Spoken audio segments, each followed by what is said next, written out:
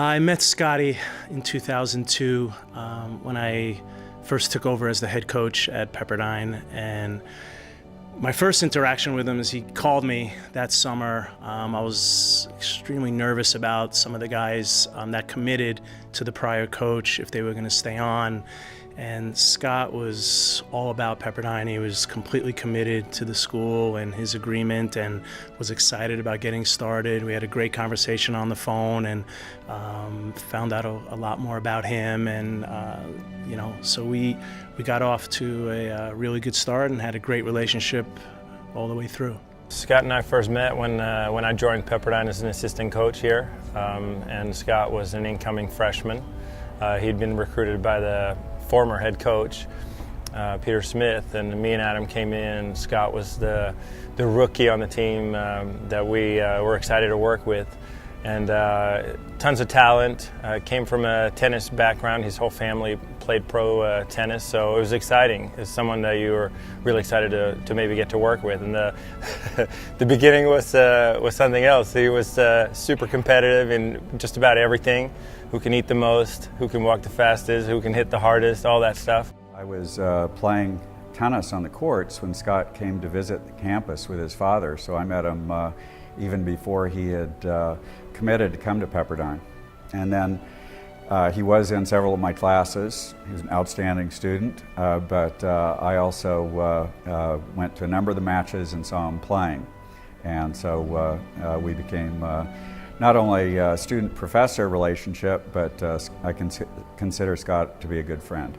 He was very competitive, he was feisty out there, and in the beginning, his first 2 years, he knew he could play good tennis, and we had some battles out there on practice and doubles, and it just didn't come out.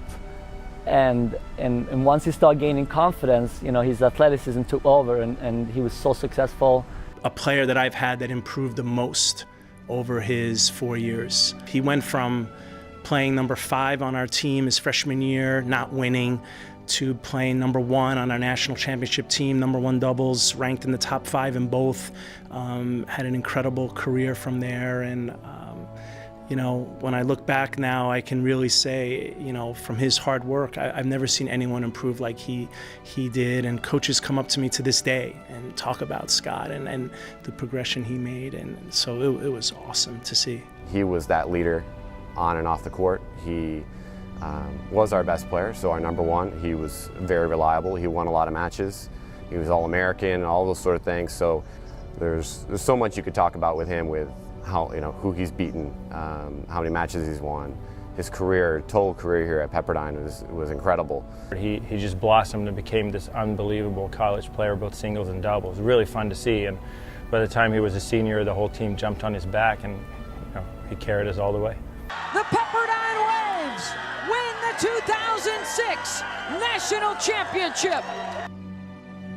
Finalist in doubles of the NCAA's national championship, played 1 All-American. I mean, the way he fought for Pepperdine tennis was unbelievable. I remember seeing him at other sporting events, and it was more to him than just being a tennis player here. I think he really was proud to be here.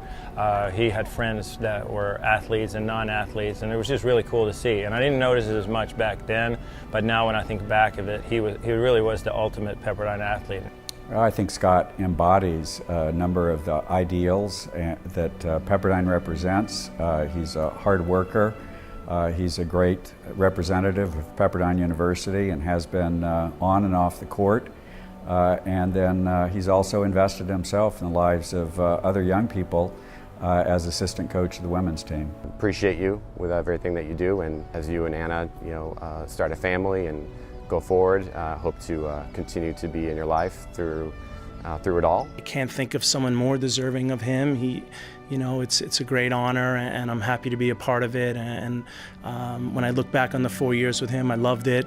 I can't wait for his speech up there, and it's well deserved, and I congratulate him.